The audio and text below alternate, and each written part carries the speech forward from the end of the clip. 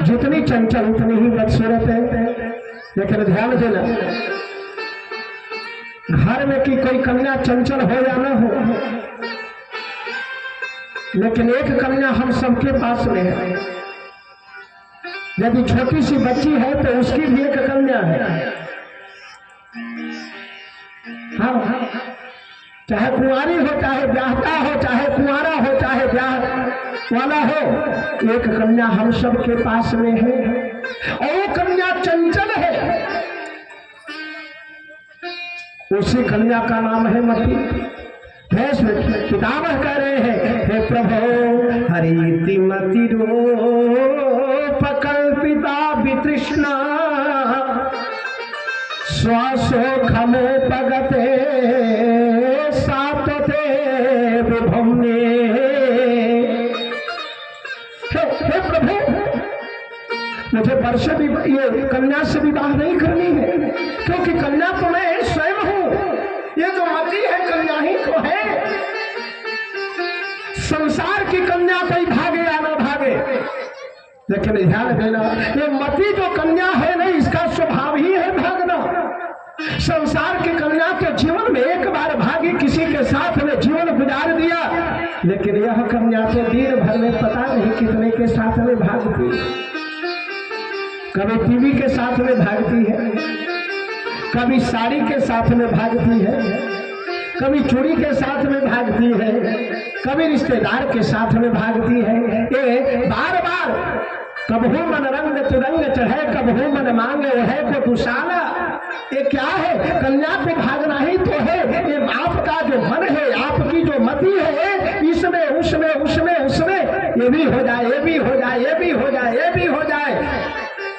इतिमति रूप कल्पिता तृष्णा, तृष्णा के वशीभूत होकर के मेरे पास ये भी हो, मेरे पास ये भी हो, मेरे पास ये भी हो। इसलिए हमारे संतों ने कहा, शास्त्रकारों ने कहा है, हे जीव तुम और कोई साधना बाद में करना, और कोई नियम है, और कोई समाधि बाद में लगाना। हे जीव, तुम्हारा सबसे पहला सोपान है तो तुम्हारे जीवन में ये जो चंचल मन है, इस चंचल मन में उठने वाली तरंगों को मारो। ये तुम्हारे जीवन के सबसे बड़ी साधना हो। ये जो तुम्हारे मन में बैठा हुआ है कि ये भी हो जाए, ये भी हो जाए, संसार की जितनी भी संपत्तियां तुम्हारे जीवन में आ जाएगी, फिर भी पूर्ति नहीं होगी यदि संतोष नहीं होगा। तो गोधन गज धनवाज धन और रतन के खान, जब आवे संतोष धन सब धन धोरी समान। इसलिए मन की तरंग मार लो,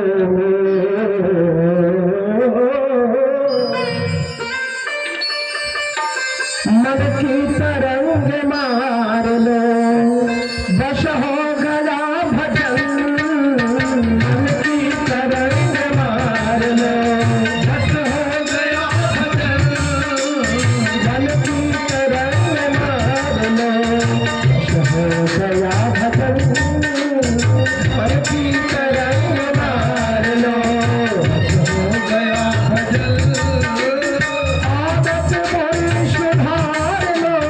बस हो गया भजन।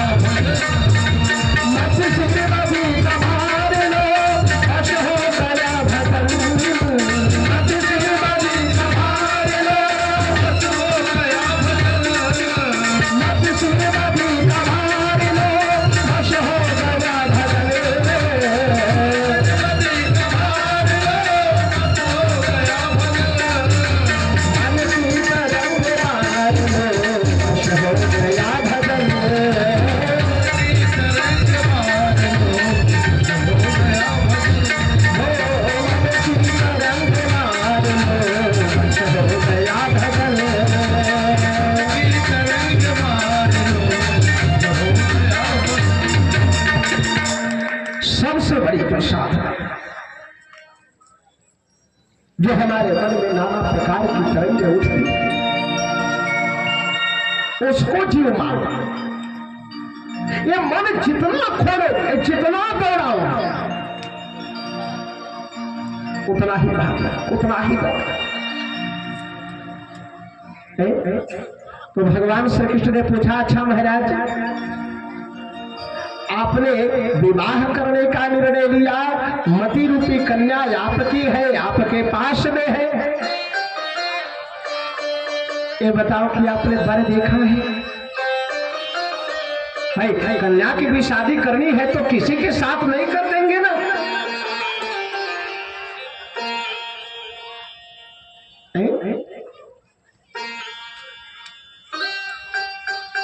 हम वर के बारे में जांचेंगे, वर के बारे में हर प्रकार से पता करेंगे। आपने वर देखा है? पितामह भीष्म ने कहा कि हाँ वर देखा है। क्या है वर? नाम क्या है? कहा त्रिभुवन कमलम। अच्छा, जब किसी लड़का लड़की की शादी होती है तो शादी में मुख्य रूप से कितने लोग शामिल होते हैं जी? किसी वर कन्या की शादी होती है तो शादी में कितने लोग शामिल होते हैं? 5 लोग। एक जिसकी शादी हो रही है तो चाहे वर हो चाहे कन्या हो, जिसकी शादी हो रही है उसकी मां, जिसकी शादी हो रही है उसका पिता, जिसकी शादी हो रही है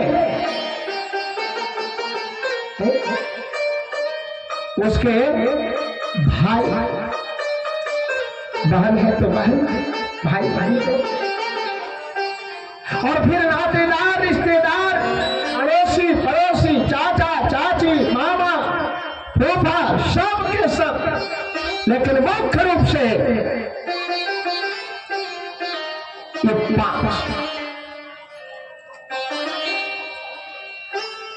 और इन 5 के अंदर में इच्छा क्या रहती है? यदि कोई वर है और यदि कोई कन्या है तो वर और कन्या के अंदर में इच्छा क्या रहती है? धन दौलत की इच्छा नहीं रहती। वर जो है ना वो चाहता है मेरी जो धर्म पत्नी हो वो सुंदर मिले। जो कन्या है वो भी चाहती है कि मेरा जो जीवन साथी हो वो थोड़ा देखने में ठीक है, अच्छा हो। जो कन्या की मां है या वर की मां है उसके मन में क्या इच्छा रहती है? देखो यहाँ पर तो बहुत सारी माताएं बहनें ऐसी हैं जिन्होंने अपने अपने बेटे बेटियों की शादी किया हो। यदि दूल्हे की मां है तो भी और बेटे की मां है तो भी क्या इच्छा रहती है आप लोगों के मन में? यदि बेटे की मां है तो भी इच्छा है कि जहां पर मेरे बेटे की शादी हो वहां के लोग पैसे वाले हो, पैसे वाले, खूब तिलक मिले। यदि बेटी की मां है उसके अंदर में भी इच्छा यही रहती है कि जहां मेरी बेटी जाए वहां के लोग खूब पैसे वाले हो, खूब पैसे वाले हो, मेरी बेटी को कोई तकलीफ नहीं। अच्छा, जो बाप है बाप के अंदर में इच्छा क्या होती है? पिता के अंदर में इच्छा क्या होती है? मेरा जो समधी हो समाज में उसकी जरा प्रतिष्ठा, कोई ऐसा न कहे कि वो ऐसा परिवार वाला है, मेरे समधी का समाज में नाम प्रतिष्ठा। भाई क्या चाहता है? यदि किसी बहन का भाई है या दूल्हे का भी भाई है तो क्या खोज करता है? बहन का भाई है वो सोचता है जहां पर मेरी बहन की शादी होने जा रही है उस कुल में किसी प्रकार का दाग।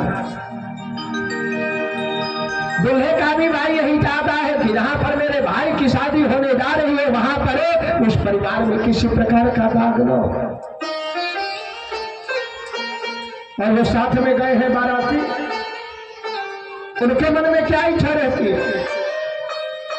भाई जो बाराती जा रहे हैं, चाचा जा रहे हैं, मामा जा रहे हैं, फूफा जा रहे हैं, ये सब लोग जा रहे हैं, अड़ोसी जा रहे हैं, पड़ोसी जा रहे हैं, नातेदार जा रहे हैं, रिश्तेदार जा रहे हैं, जाने जा रहे हैं, अनजाने जा रहे हैं, जिनको इनविटेशन कार्ड मिला है वो जा रहे हैं, नहीं मिला है वो जा रहे हैं। उनके मन में क्या इच्छा है? बस एक ही इच्छा है, कैसी दुल्हा को दुल्हन मिली, हमें क्या लेना। कितना तिलक दहेज लेन देन हुआ, हमें क्या लेना। हम तो एक दिन के लिए आए हैं, बस एक दिन के लिए आए हैं, तो पूरी जलेबी रसगुल्ला गुलाब जामुन खूब चकाचक एक दिन खाने को मिल जाए, हमारे लिए तो यही बहुत बड़ी बात है। और ये नहीं मिला तो शिकायत करते जाएंगे, अरे मारो। अरे दंपति महिमा तो धन पिता नाम विख्यात, उत्तम कुल बांधव चहे भोजन चही बरात।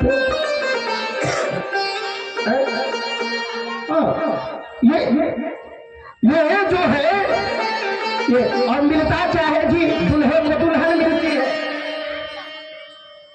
माँ को दहेज मिलता है, भाई को प्यार मिलता है, बाप को पगड़ी मिलती है, बाराती को भोजन मिलता है। एक और चीज होता है, एक लोग और होते हैं शादी में अगुआ, उनको जी भर करके गाली मिलती है, बोलो जय श्री कृष्ण। हाँ, चुन चुन कर जो माताएं भरे पक्की सी आएगी,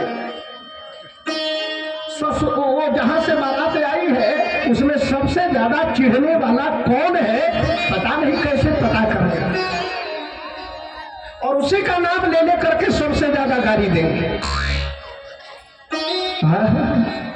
लेकिन ध्यान देना, गाली देने की हमारी परंपरा है, संस्कृति है। एक होता है गाली और एक होती है गारी। गाली उसको कहते हैं जो लड़ाई झगड़े में दिया जाता है। अजी कोई आपको गाली दे, ऐसा घुसा मारोगे कि बतीसी बाहर आ जाए। और गाली जो गा करके दिया जाए, हाँ हाँ, गा करके दिया जाए। गाली अपनी सखी से कहे, कभी राम कथा मौका मिला नहीं, हमारे नाना जी का आशीर्वाद रहा, आप लोगों का आशीर्वाद रहा, तो कभी वाल्मीकि रामायण की कथा सुनाऊंगा, अद्भुत कथा है। और गाली यदि सुननी है, सत्यता यह है कि भगवान श्री कृष्ण के 16,108 विवाह हुआ है, लेकिन सत्यता क्या है कि एक भी विवाह नहीं।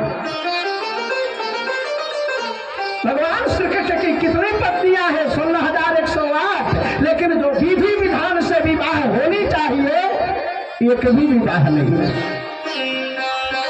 किसी को उठा करके ले आए, कोई अपने से आकर के पड़ गई, कोई रास्ते में मिल गई, कोई कहीं मिल गई। हाँ, भगवान श्री कृष्ण का विवाह ऐसे हुआ, परिस्थिति जन्य हुआ है। और भगवान श्री राम का एक विवाह हुआ, और एक ही विवाह में विवाह की जितनी परंपराएं नियम होती है, देखा देखी से लेकर के बर का चुनाव से लेकर के हल्दी मटकोर मड़वान भटवान मर्याद गारी विदाई दान दहेज कोहबर आऊ बाऊ सब चीजों भगवान श्री राम के विवाह। तो उन्होंने पूछा, आपने बर देखा? कहा हाँ देखा। कौन सा बर है? कहा त्रिभुवन कवनम तमाल बरम रवि कर गौरव राम बरम दधाने बापुर लख कुल पिताननाब्जम विजय सखे रतिरस्त में नवद्या। प्रभु, मैंने बर का चुनाव किया है, वह बर त्रिभुवन कमलम तमाल बरम, वह बर ऐसा है कि अनंत कोटि ब्रह्मांड नायक प्राप्त ब्रह्म है, तीनों लोकों में उसके समान न तो कोई सुंदर है न कमनीय है। अजी करोड़ों करोड़ों काम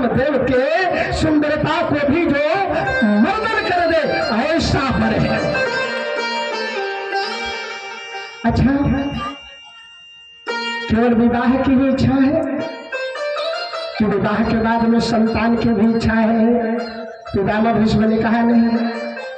विवाह के उपरांत में महाराज आप जानते हो किसी कन्या का विवाह हो जाए और विवाह के उपरांत में संतान न हो तो लोग उसके ऊपर उंगली उठाते। हाँ, हमें भी संतान की कामना है, हमने तो अपने संतान का नाम भी सोच लिया है। क्या रखेंगे आप संतान का नाम? देखो, जब तक कन्या मायके में रहती है ना, तब तक उसका नाम कुछ और रहता है, और जब ही शादी होती है ससुराल जाती है नाम बदल जाता है। भाई और कुछ बदले या ना बदले, लेकिन पहले श्रीमती और बाद में बेबी लगता है कि नहीं लगता है?